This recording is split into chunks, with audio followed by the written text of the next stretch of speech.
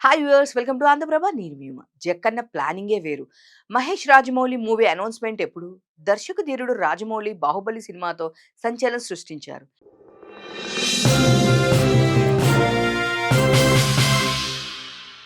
ఇక చెప్పాలంటే ఈ మూవీతో తెలుగు సినిమా సత్తా ఏంటనేది ప్రపంచానికి మరోసారి తెలిసింది.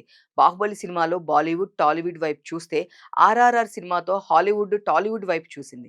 ఇప్పుడు రాజమౌళి హాలీవుడ్‌ని మైమరిపించేలా సూపర్ స్టార్ మహేష్ బాబుతో 'క్రేజీ ప్లాన్ వరల్డ్' మూవీని తెరకెక్కిస్తున్నారు. ఈ మూవీ కోసం జక్కన్న అదిరిపోయే ప్లాన్ రెడీ చేశారని ఇండస్ట్రీలో టాక్ వినిపిస్తుంది. ఇంతకీ జక్కన్న ప్లానింగ్ ఏంటి? ఈ మూవీ టైటిల్ అనౌన్స్‌మెంట్ ఎప్పుడు?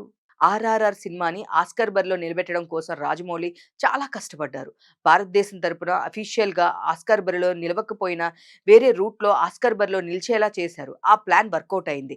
ఎవరు ఊహించిన విధంగా 'ఆర్ఆర్ఆర్' మూవీలో 'నాటు నాటు' పాటకి ఆస్కార్ అవార్డ్ తీసుకొచ్చి చరిత్ర సృష్టించారు. అయితే మహేష్ బాబుతో చేస్తున్న మూవీని ఆస్కార్ బరిలో ఎలాంటి అడ్డంకులు లేకుండా నిలిచేలా చేయాలి అనుకుంటున్నారంట. అందుకనే హాలీవుడ్ నిర్మాణ సంస్థతో కలిసి దుర్గా ఆర్ట్స్ ఈ సినిమాని నిర్మించేలా జక్కన్న ప్లాన్ చేస్తున్నారని తెలుస్తుంది. ఇక టైటిల్ విషయానికొస్తే గతంలో 'గోల్డ్' అనే టైటిల్ ప్రచారంలోకి వచ్చింది. లేటెస్ట్‌గా 'వారణాసి' అనే టైటిల్ ఖరారు చేశారనే ప్రచారం మొదలైంది.